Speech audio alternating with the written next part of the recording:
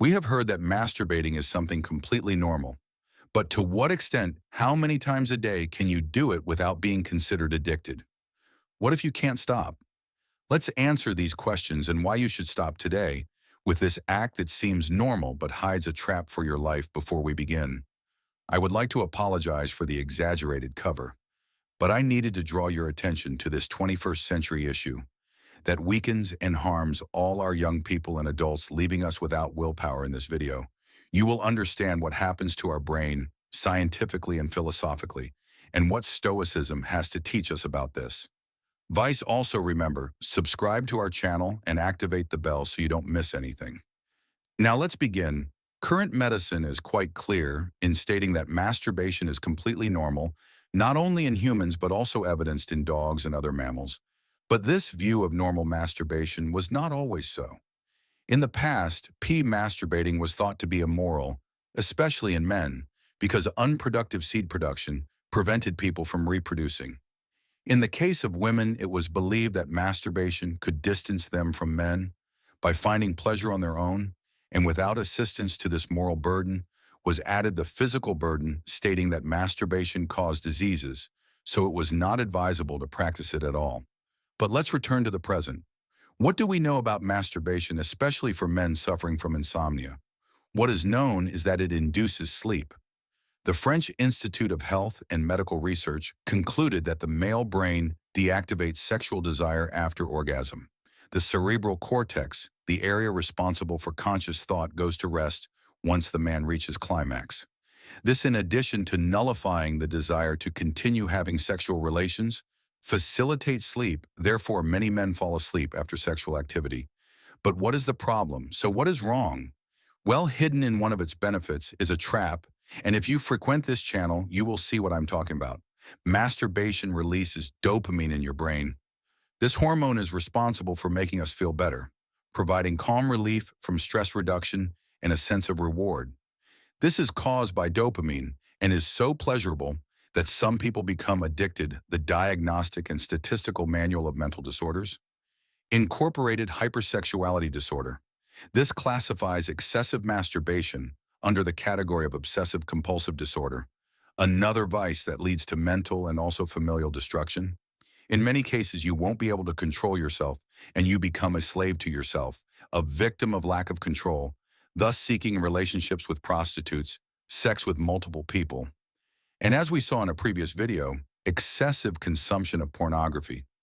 These are ways that a dopamine-saturated brain finds to obtain pleasure. Pay attention, addiction to masturbation comes from chemicals released in the brain. And as our brain adapts to the release of these, it feels the need to continually find the codes that generated the stimulation. Your brain will start asking for more and more dopamine to achieve the same pleasure it had the first time, making you always have to keep looking for how to masturbate again. This reaches an exaggerated point when your brain realizes that the release of dopamine is excessive and begins to block receptor in an attempt to stop you. As a result, the person performs the pleasure act, in this case masturbates, but gets nothing, which frustrates them more than they already were excessively masturbating to satisfy that hunger. For pleasure is exactly what a smoker who never stops someone who eats chocolate until vomiting, or even an alcoholic, does. At this point, you must be wondering what Stoicism has to do with this. The Stoics, Seneca, Marcus Aurelius, and Panis of RHSM, masters of self-control and wisdom, address the view of pleasure and lust from a unique perspective. From the words of Epicurus to the intimate thoughts of Seneca, they explored the depths of human passions, a legacy that still captivates us. For the Stoics, masturbation was not just a quest for carnal satisfaction, but an opportunity to explore the limits of the body and mind. They saw it as an exercise in self-awareness and a path to true freedom in their philosophy. Mastery over worldly passions and pleasures was a conquest that elevated the human spirit. Epicurus asserted that it is not nights of pleasure, but self-control that distinguishes a good man. In this context, the ability to enjoy pleasure while understanding and containing it makes a difference in someone who has reached a higher level of self-awareness. Instead of being slaves to our desires, we must be their masters. As Seneca reminds us with his philosophical perspective, Stoic reflection on masturbation is not simply about repression, but deep understanding and self-mastery. This translates into the ability to direct our emotions toward a journey of conscious self-explanation. It resides not only in momentary satisfaction, but in understanding, accepting, and embracing our deepest inclinations from the Stoic perspective. Every action has consequences, not only for us, but also for the natural order of the universe. When we succumb to our most intense desires, as in the case of uncontrolled masturbation, we lose that harmonious connection with nature highly valued by the Stoics. We become prisoners of our desires, drifting away from true inner serenity. Compulsive masturbation can trigger an emotional whirlwind within us, where guilt, shame, and dissatisfaction become constant companions. The Stoics teach us to control our intense emotions through introspection and self-regulation. By consciously facing our emotions, we learn to manage them healthily and constructively. However, the Stoics encourage us to find inner peace within ourselves.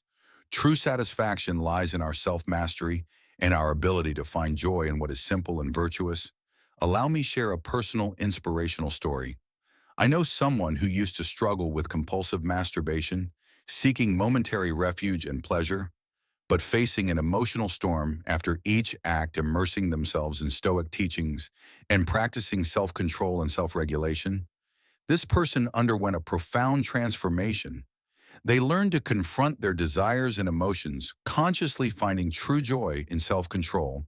They now live a life of inner peace and authenticity, free from the slavery of momentary desires. True satisfaction comes from living in accordance with our deepest principles and values. When we yield to fleeting, day desires, we lose sight of what we truly value in life. Compulsive masturbation can distance us from our noblest purposes and veer us away from the true happiness found in virtue and inner peace.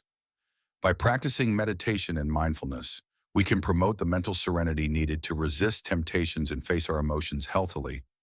This compulsion becomes an obstacle to mental serenity, dragging us into regrets and steering us away from the peaceful peace found in self-control and moderation. My friend, what are you doing with your life? Do you think sitting at home and watching those videos and taking pleasure with your hands can make you confident, successful? And do you think after wasting your time and energy on those bullshits can attract women? Or if you're a woman, then do you also think you can attract men? No, never. So my friend, think wisely. And I want you to write in the comment that I'm a powerful person. I have control over my mind. I choose to do what motivates me. I choose to do what improves me. Thanks for staying with me. You can like the video and subscribe for more.